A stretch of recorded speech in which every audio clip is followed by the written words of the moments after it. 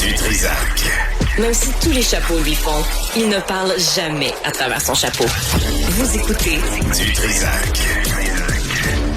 Bon, Louise Arbour deviendra en juin prochain la prochaine gouverneure générale qui représente Fripouille Premier, notre roi à tous, même au Bloc québécois, oui, même au Bloc québécois. Xavier Barcelo-Duval est avec nous, député pour le Bloc québécois dans Pierre-Boucher, les Patriotes Verchères. Monsieur Barcelo-Duval, bonjour. Bonjour. Bon, on a organisé une pétition, c'était la deuxième qu'on organisait à propos du rôle de la gouverneure générale et sincèrement, M. Barcelo-Duval, je l'ai oublié cette pétition-là. Ça m'est sorti de la tête, puis on a eu seulement 3000 signatures. Ouais, on a constaté ça, mais en fait, au moment du dépôt, on a quand même eu, si je me fie en fait au nombre d'appuis là sur les réseaux sociaux, on a dépassé le nombre de signatures en appui sur les réseaux sociaux, donc quand même, ça montre que peut-être qu'elle n'a pas atteint son plein potentiel, mais en même temps, on le sait, là, c'est une donnée qui est connue au Québec, là, je pense que 9 Québécois là, sur 10 qui semblent pas du tout attachés à la monarchie. Puis si on se sent pas attaché à la monarchie, je vois pas pourquoi on se sentirait plus attaché à la fonction de lieutenant-gouverneur, qui est justement le représentant du roi. Là. Fait que peut-être qu'il faudra se reprendre encore une fois pour faire passer le message. Peut-être qu'on va voir aussi si cette fois-ci il va y avoir une réponse intéressante. Je trouvais que l'occasion était bonne justement de déposer la pétition au moment où le premier ministre annonçait la nouvelle gouverneur général pour envoyer une forme de message aussi quant à, disons, la dilapidation des fonds publics là qu'on voit se produire en fait de façon récurrente d'un gouverneur général à l'autre. C'est la même histoire qui se reproduit. Donc, si on pouvait au moins limiter en fait les dégâts cette fois-ci, peut-être que ça sera ça de gagner. C'est ça le but, parce que abolir, là, faudrait ouvrir la Constitution, ben on embarquera pas là-dedans, puis ça serait futile. Juste réduire les dépenses, qu'elle fasse sa vaisselle, qu'elle fasse son lavage, qu'elle prenne des Uber, qu'on arrête de la moucher, puis de la torcher, puis de la nourrir. C'est insensé, puis c'est de l'abus. Les guenilles qu'elle s'est offertes, Mary Simon, ça dépend, puis après elle dit qu'elle se préoccupe de la pauvreté. Moi, je comprends pas cette contradiction dans le comportement et le discours. Ben, c'est particulier, hein. Puis là, ce que j'ai découvert, parce que c'est ce que vous dites, on se préoccupe de la pauvreté et puis tout ça, mais souvent ils vont lancer des fondations, les anciens gouverneurs généraux, puis ça leur fait une belle image. Mais ce que j'ai appris, c'est que ces fondations qu'ils vont lancer, souvent se financer par un cadeau du bureau du premier ministre. En général, c'est 3 millions de dollars, donc qui vient de nos taxes et impôts, qui est mis dans une fondation pour qu'ils puissent mettre de l'avant les belles valeurs auxquelles ils tiennent. Et le gouvernement accote, je me rappelle plus jusqu'à quel montant, 50% des dons qu'ils vont être reçus. Puis en plus de ça, ben ils ont aussi le droit de facturer des frais, même s'ils sont plus en fonction. Ils ont le droit de dépenser jusqu'à 200 000 $ en frais d'ex-gouverneur général pour toutes sortes d'occasions liées à leurs fonctions. Donc ils sont encore d'une certaine manière en fonction. Là, c'est pas, on n'a pas fini de payer là, même s'il est plus là. Pas 200 000, plus la pension. Pas 200 000 par année là. Oui, 200 000 par année. C'est un programme qui a été créé en 1979. Je présume que le montant était pas de 200 000 en 79, mais oui, c'est ça. Plus la pension de 170 000 par année. Donc, si on additionne tous les gouverneurs généraux, les ex-gouverneurs généraux en fonction en ce moment, c'est au-dessus d'1 million par année qu'on verse juste en pension. Pour ce qui est des fonds là, des fonds en tout cas de dépenses pour les fonctions des ex-gouverneurs. On ne sait pas en fait qui dépense quoi parce qu'ils refusent de dévoiler en fait les gouverneurs qui l'utilisent et les dépenses qui y sont aussi faites. Donc, M. Barcelo-Duval, est-ce qu'on peut faire appel à Louise Arbour, son sens de la justice sociale? Elle s'est battue pour la justice sociale contre les crimes de guerre, d'exiger des changements au poste de gouverneur général, cesser ces abus. Parce que là, moi, l'affaire de la fondation, je savais pas ça, 3 millions, puis le gouvernement, nous tous, on accote les dons. C'est insensé. Et eux autres décident à qui ils vont accorder cet argent-là, cette fondation. C'est ça. Le 3 millions, en fait, c'est le gouvernement qui décide. Je sais pas s'ils vont donner 3 millions, mais en général, là, c'est comme l'habitude c'est discrétionnaire au bureau du premier ministre. Donc, généralement, c'est autour de 3 millions. C'est comme un minimum. Là. Ça peut être plus. Moi, je trouve ça assez déplorable, effectivement. Je pense qu'il y a une question aussi de dire, c'est pas notre vrai chef d'État. Là. Le vrai chef d'État, c'est le premier ministre. Puis ça, c'est une fonction de quelqu'un qui est supposé être purement symbolique. Là. Ouais. Tu approuves les lois une fois qu'elles sont votées par le Parlement. Tu fais le discours du trône et puis le restant du temps, tu restes le plus tranquille possible. On n'est pas là pour se payer toutes sortes de voyages aux frais des contribuables. Comme Mme Simons, par exemple, c'est des millions de dollars en voyage là où elle se promenait dans tous les pays du monde pour représenter le Canada. Malheureusement. L'avez-vous pas loin la pétition, là, parce que ça fait un bout. Je sais qu'on voulait comme réduire le salaire, là, tu sais, c'était en 2026, c'était 393 000 juste en salaire. En 2019, c'était 300 000. En 7 ans, la fonction a augmenté de 90 000 $. Je connais personne qui a eu ça comme augmentation de salaire, là. Non, c'est assez rapide l'augmentation des salaires de la gouverneure générale. Puis pire que ça, il n'y a pas si longtemps, en fait, il payait même pas d'impôts.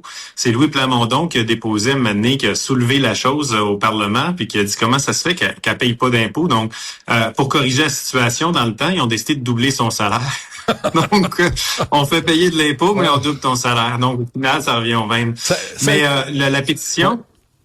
Allez-y. Oui, ce que la pétition proposait, c'est de fixer le salaire, justement, comme c'est une fonction symbolique, à un salaire symbolique à $1 tout simplement. Proposait d'interdire les voyages à l'étranger pour la gouverneure générale, de limiter en fait les frais de cuisinier seulement aux repas protocolaires où on reçoit des invités, non pas pour ces repas de tous les jours, de couper la question de la limousine aussi, puis le chauffeur, de faire en sorte que son garde-robe, sa garde-robe soit entretenue à l'interne, donc il n'y ait plus de dépenses pharaoniques là, comme ce qu'on voyait dans le passé. Puis là, justement, on a une nouvelle gouverneure générale, donc en théorie, elle a le droit aussi à un nouveau 130 000 $ pour les 5 prochaines années pour refaire la garde-robe, parce que je présume qu'ils n'apportent pas les mêmes tailles de vêtements, puis c'est pas toutes les mêmes mesures. Donc, ça va être à surveiller, là, justement, parce que moi, je trouve ça scandaleux de dire quelqu'un qui gagne 400 000 par année n'est pas capable de s'acheter du linge, mais c'est quand même ce qu'on voit par la fonction. Puis je comprends que, mettons qu'il y a des accessoires là, qu'on passe d'un à l'autre, qu'on dit que ça a une valeur là qui peut rester. Mais autrement que ça. Mais les vêtements. Donc, c'était essentiellement ça, là, de la pétition. Puis il y avait de vendre aussi la résidence de Rideau Hall pour verser ça justement aux banques alimentaires. Et depuis qu'on a fait la pétition, j'ai découvert en fait que c'est pas par le bureau du gouverneur général que les frais de la résidence, l'entretien de la résidence est fait. C'est via la commission de la capitale nationale et ça coûte autour de 2 millions de dollars par année juste pour l'entretien de la résidence. Fait que j'imagine qu'elle vaut pas mal plus que ça, la résidence. Donc, ça ferait pas mal d'argent pour les banques alimentaires. Sacrément. Vous avez fouillé juste ça, là, M. Barcelo-Duval. Mais moi, ça aussi, je l'ignorais, l'entretien. Et là, c'est d'un autre budget. C'est un autre 2 millions. Alors que les gens sont dans la rue, sérieusement, là. Il y a des files aux banques alimentaires, les gens sont dans la rue, puis nous, on paye ce poste symbolique. J'espère que Mary Simon part avec ses guenilles. Elle a une méchante garde-robe, là, après ces années. Ben, je sais pas. En même temps, c'est nous autres qui les a payés. Moi, j'aimerais ça, peut-être qu'elle nous les montre, qu'on puisse faire une exposition. Je sais pas, ou que le public y ait accès. Ça pourrait être intéressant. Avec les factures, s'ils ont gardé aussi, pour qu'on puisse bien prendre conscience, en fait, de justement l'utilisation des fonds publics, puis qu'on puisse savoir se faire notre propre opinion. Ben oui, mettre ça à l'encan. Les donner dans les friperies. Oui, ou tu le mets sur Marketplace, puis tu refais l'argent. Mais est-ce que la pétition a été prise au sérieux? Parce que j'ai pas l'impression que ça donne grand-chose. On a beau se dire en démocratie, mais t'as beau organiser des pétitions, tout le monde s'en fiche pas mal. Moi, je pense que ça permet d'envoyer des signaux. Ça permet aussi de forcer à ce qu'il y ait des réponses. Parce que une pétition, ce qui est intéressant, les pétitions du Parlement, c'est que moindrement qu'il y a plus de 500 personnes qui la signent, le gouvernement est obligé d'écrire une réponse. Fait qu'il y a au moins un fonctionnaire à quelque part qui va devoir se gratter la tête à savoir comment est-ce qu'on justifie les dépenses qui sont faites par la gouverneure générale. Puis, si justement, certaines pétitions, des fois, qui atteignent des nombres de signatures importants, je pense que ça envoie des signaux encore plus forts. Dans ce cas-ci, 3000, je pense pas que c'est, le plus gros signal qui a été envoyé, mais en même temps, c'est pas le plus petit non plus. Là, on peut pas dire que c'est insignifiant. Là. 3000 personnes qui l'ont signé, c'est quand même significatif. Puis il y a des vérifications qui sont faites là quand c'est des pétitions du gouvernement pour s'assurer justement que c'est pas des robots qui signent ça. Ouais. Donc, moi, je suis quand même content. Puis ça on en parle aujourd'hui. On en parle aussi sur les réseaux sociaux. Il y a pas loin de 90 000 personnes qui ont vu, en fait, la pétition que quand je l'ai déposée en chambre. Donc, c'est quelque chose qui, je pense, génère beaucoup d'intérêt. Et je pense que les dépenses de la gouverneure doivent générer probablement plus d'intérêt que la fonction elle-même. Mais je dois avouer, M. Barcelo-Duval, que si on avait... Moi, je l'ai oublié, là, cette pétition-là. C'était la deuxième. Mais si on en avait fait la promotion à travers le Canada, même en anglais, parce qu'il y a des gens au Canada anglais là, qui sont pas heureux de ces dépenses futiles-là de la gouverneure générale. Je pense qu'on aurait obtenu beaucoup plus de signatures que ce qu'on a obtenu là. Ben, j'imagine qu'au Canada anglais aussi, il y a des gens que ça l'indique. Là. Je pense que c'est, tu sais, il y a des gens qui paient des taxes dans tout le pays. Ben oui. Après ça, on sait qu'il y a un appui plus grand pour la monarchie au Canada anglais qu'au Québec, mais encore là, moi, d'appuyer la monarchie, ça t'oblige pas à être d'accord, en fait, avec le gaspillage non plus pour autant. Donc, je pense qu'il y a moyen d'être intelligent aussi dans la façon dont on gère les choses. Ça me fait penser aux revendeurs de billets au Centre Bell. Tu sais, elle sert à rien. Elle fait juste prendre de l'argent puis elle produit aucune richesse. Ça ressemble à ça. Ben, il y en a plusieurs qui veulent savoir où est-ce qu'on peut signer la fameuse pétition. Ça revient constamment, cette question-là. Ouais, mais il est trop tard. Il est trop tard. Il est trop tard, hein? Il est trop tard pour la signer. Oui.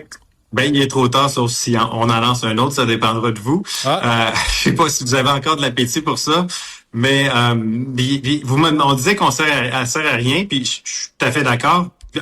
Tant qu'à moi, le poste devrait être aboli, mais je pense qu'il y a quand même eu une première cette fois-ci d'avoir nommé, j'ai pas fait la vérification, est-ce qu'il y a eu d'autres juges de la Cour suprême qui ont déjà été nommés gouverneur général dans le passé, mais moi, je trouve que ça envoie quand même un signal qui est particulier parce que c'est quelqu'un qui connaît très bien les pouvoirs associés à cette fonction-là.